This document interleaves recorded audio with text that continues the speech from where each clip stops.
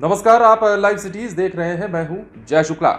देखिए, बिहार में एमएलसी चुनाव का शोर अब खत्म हो चुका है।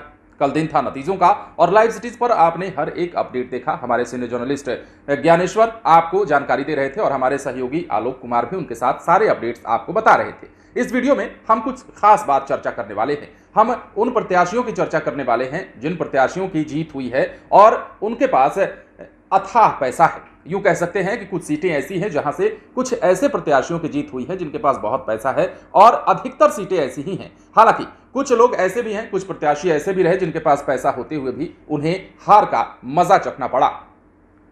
विधान परिषद के जीते उम्मीदवारों में अधिकतर वही हैं जिनकी संपत्ति अधिक है। 16 सीटों पर अगर बात करें तो उन्हीं की जीत हुई है जिनकी संपत्ति दूसरे नंबर के उम्मीदवारों से अधिक है। हालांकि 7 सीटें ऐसी भी रहीं जिसमें उम्मीदवारों ने अपने से अधिक संपत्ति वालों को हराया है।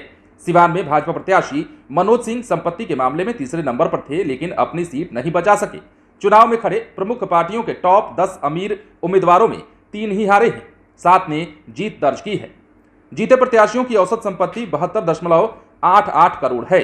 सबसे अमीर सारण से निर्दलीय जीते प्रत्याशी जो हैं सच्चिदानंद राय हैं। शपथ पत्र के अनुसार उनकी कुल घोषित संपत्ति जो है वो 1108 करोड़ रुपए से ज्यादा है। गोपालगंज से बीजेपी के उम्मीदवार राजीव कुमार सबसे अमीर उम्मीदवारों में दूसरे स्थान पर हैं। उनकी संपत्ति 159 करोड़ 86 लाख रुपए है। जीतने वालों में सबसे कम संपत्ति यानी कि 3 करोड़ 41 लाख पूर्वी चंपारण से निर्दलीय प्रत्याशी महेश्वर सिंह की है। लेकिन सबसे टॉप अमीरों की अगर हम बात कर लेते हैं जिन्होंने जीत हासिल की है तो उसमें सच्चिदानंद राय का स्थान जो है पहला आता है। उसके बाद राजीव कुमार हैं गोपालगंज से। सच्चिदानंद राय आपको बता दें सारण सीट से थे और ये वही सच्चिदानंद राय हैं जिन्होंने बीजेपी से गच्चा खाया और गच्चा खाने के बाद इन्होंने बड़ी जीत हासिल की है। यूं कह सकते हैं कि इन्होंने सारण में बीजेपी को चुभने वाली हार का सामना कराया है।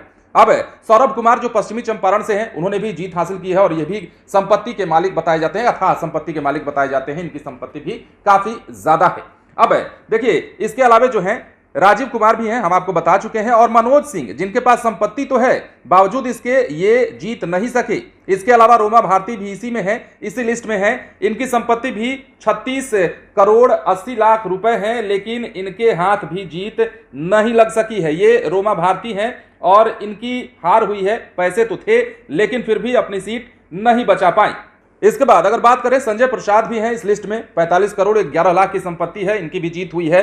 दिलीप सिंह भी उसी लिस्ट में है, इनकी संपत्ति 40 करोड़ 22 लाख रुपए है। विजय सिंह है, इनकी संपत्ति 40 करोड़ 76 लाख रुपए है। तो ऐसे ही कई विजेता हैं जिनकी संपत्ति काफी ज्यादा है और लगभग ऐसी 16 सीटें बताई जा रही हैं जिन सीटों पर जो है वो वैसे प्रत्याशियों की जीत हुई है जिनकी संपत्ति काफी ज्यादा है।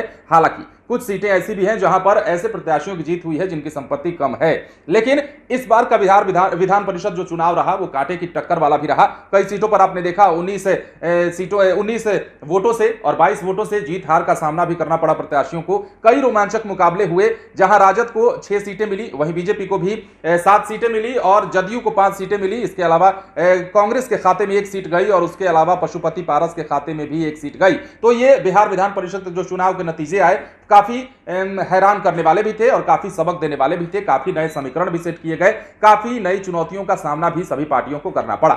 आप बने रहें लाइव सिटीज के साथ। यदि आपने इस चैनल को सब्सक्राइब नहीं किया है तो सब्सक्राइब कर लीजिए ताकि हम आपको खबरों से अपडेट रख सकें। धन्यवाद।